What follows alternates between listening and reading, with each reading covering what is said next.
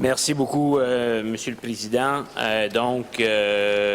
Au niveau de la deuxième lecture du projet de loi 25, loi concernant la location de locaux d'habitation,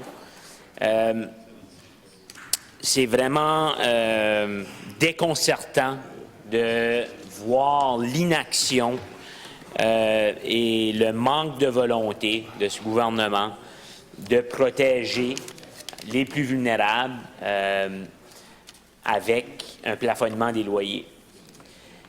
Madame la ministre aime nous répéter qu'ils ont juste à appeler le tribunal sur la location de locaux d'habitation. Je vais vous conter une histoire, Monsieur le Président, dans ma circonscription, de pourquoi ce n'est pas toujours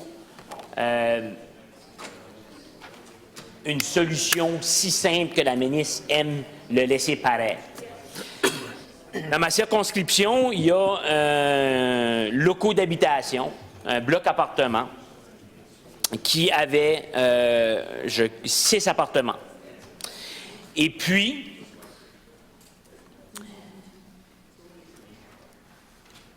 le propriétaire a dû aller voir les 6 locataires pour les faire signer un nouveau bail. Le propriétaire n'est pas en faute ici, Monsieur le Président. Le propriétaire, ce qui est arrivé, c'est qu'il voulait vendre son bloc appartement. Il s'est fait duper par l'acheteur et l'agent immobilier. Et donc, il s'est fait dire qu'il devait aller faire signer des nouveaux bails à ses locataires juste pour que la vente ait lieu. C'était juste une question de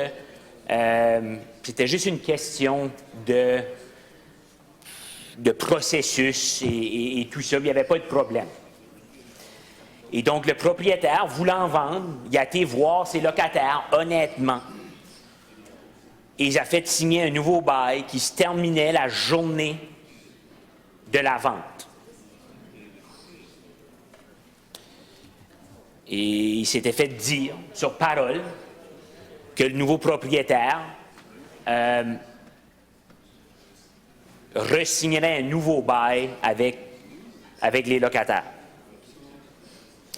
Donc, ayant une bonne relation de confiance avec ses locataires, pendant plusieurs années,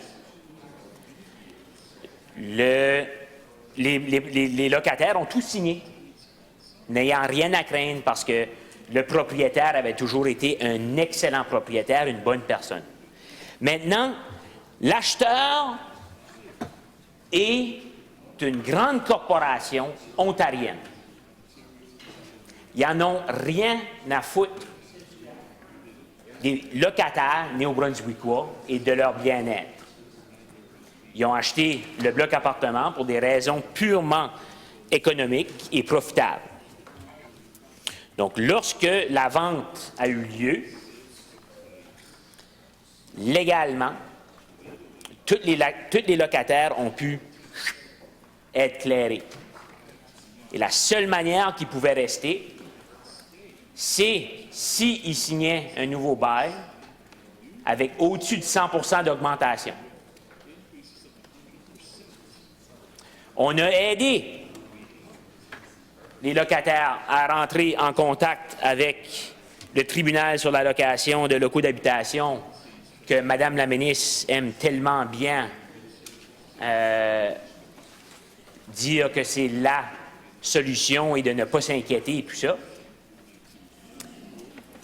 Ils ne pouvaient rien faire à cause qu'il y avait des signatures. Et donc, Mme la ministre continue de protéger les propriétaires malhonnêtes et elle refuse catégoriquement d'aider et de protéger les personnes les plus vulnérables. À court d'arguments, elle cite même à tort des économistes du Nouveau-Brunswick. Ces économistes-là doivent ensuite la reprendre dans ses citations et dire « Vous n'avez pas compris ce que j'ai dit du tout ». Et donc, Monsieur le Président, encore une fois, à cause de les façons de faire, moi, je jugerais ça d'antidémocratique, Monsieur le Président, en fait, de limiter le débat sur des sujets aussi importants de ce gouvernement ici. Je vais devoir déjà m'arrêter parce qu'on nous limite dans les débats de certains projets de loi où le gouvernement n'a pas même le respect de défendre devant cette Assemblée législative ici. Et donc, je pense que c'est assez clair, Monsieur le Président. Ce que je voulais vraiment faire sortir ici dans le débat, c'est que Mme la ministre peut dire autant qu'elle veut que le tribunal est là pour protéger les locataires. Ce n'est pas une solution miracle, ce n'est pas le cas. Il est grand temps que la ministre prenne ses responsabilités et qu'elle protège les locataires de cette province et qu'elle envoie le fardeau au lieu aux propriétaires qui veulent, dans le fond, augmenter des loyers pour la seule et unique raison d'augmenter leurs profits. Merci, Monsieur le Président.